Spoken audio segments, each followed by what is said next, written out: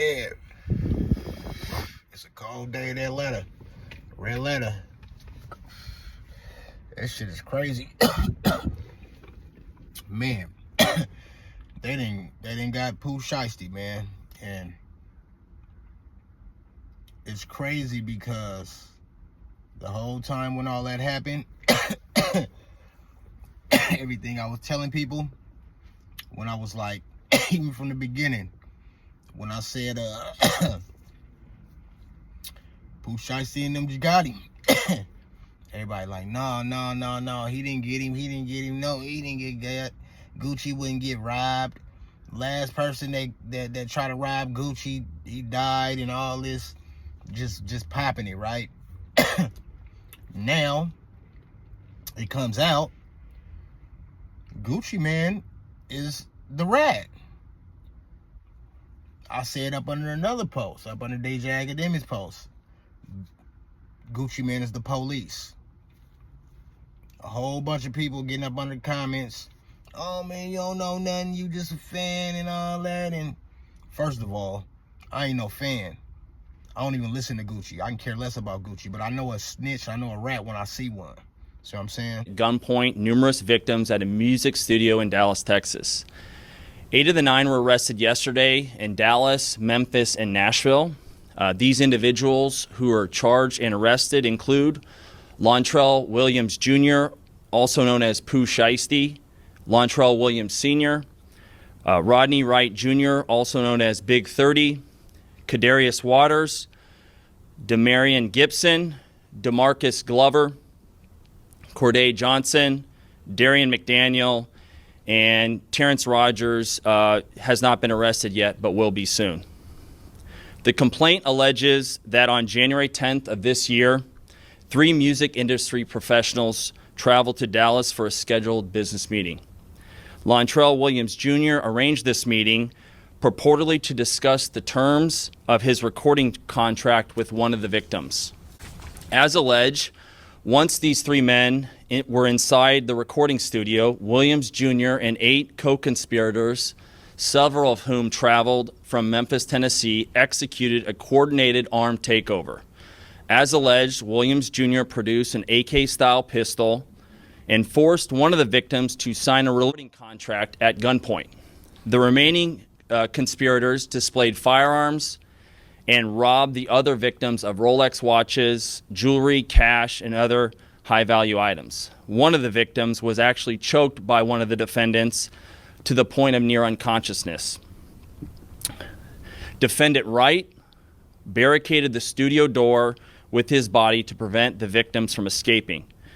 The ringleader of the conspiracy, Lontrell Williams Jr., was on home confinement at the time of the offense, as alleged, for a prior firearms conspiracy charge and conviction out of the Southern District of Florida.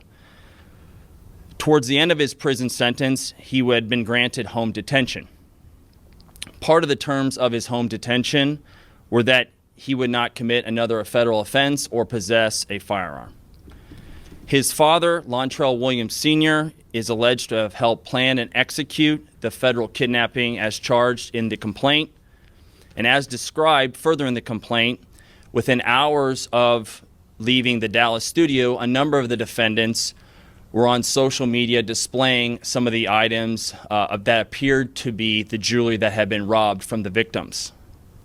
The charging document outlines some of the evidence, just some, establishing the defendants' roles in the federal offense. This is as follows: electronic monitoring data placing Williams Jr. at the offense location, which would put him in violation of his home detention conditions. Cell phone records and license plate reader data corroborating the coordinated travel of multiple defendants from Memphis, Tennessee to Dallas. Rental car records confirming Williams Sr. rented a vehicle that was used by the group. Surveillance footage from the offense location, a nearby office supply store, and a hotel where several of the defendants stayed following the offense. Fingerprint evidence as well that was recovered from the crime scene, matching at least 2 of the defendants.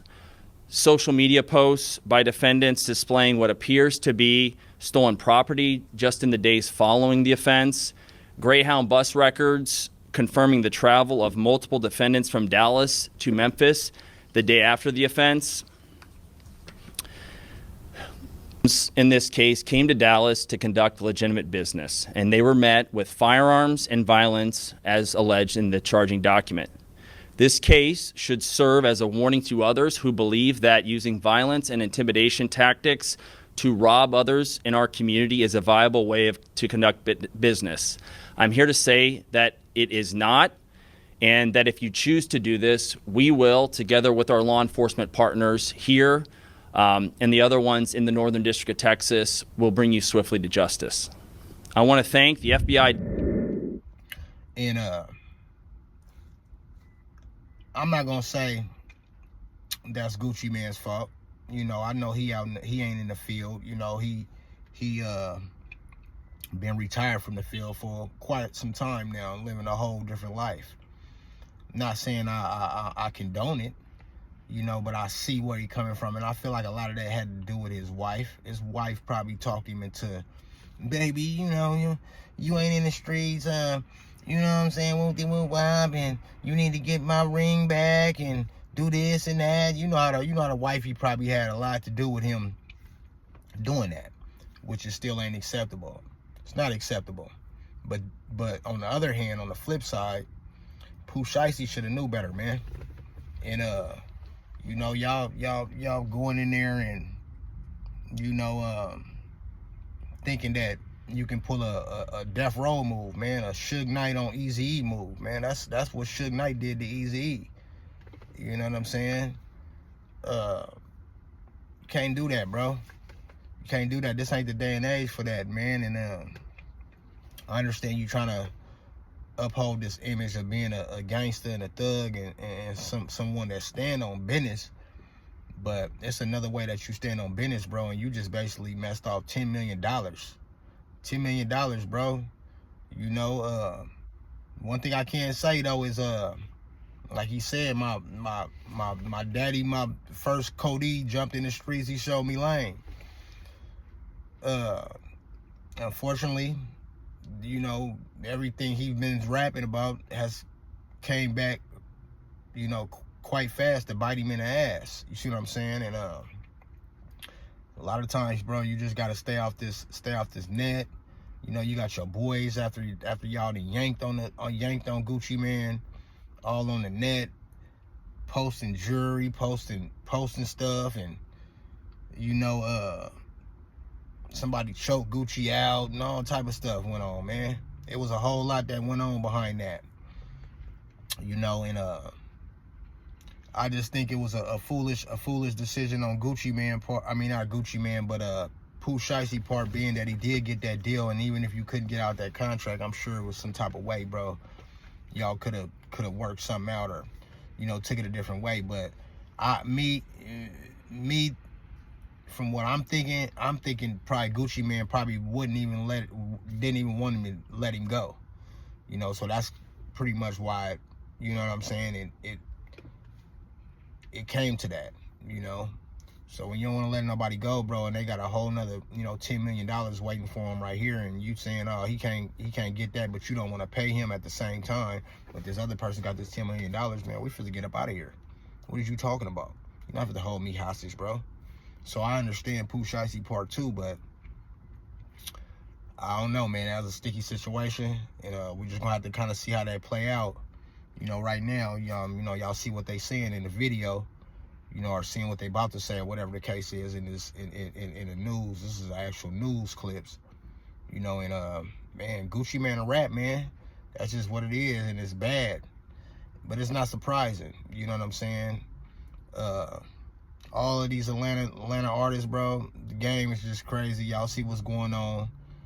I advise everybody to if you is rapping, don't be out here trying to portray an image, bro. Don't be trying to portray an image, and, you know, stay in your lane, man. Like I always say, stay in your lane, you know, and go for what you know. Hey, hey, hey, hey, hey, hey, hey, hey, hey, hey, hey, hey.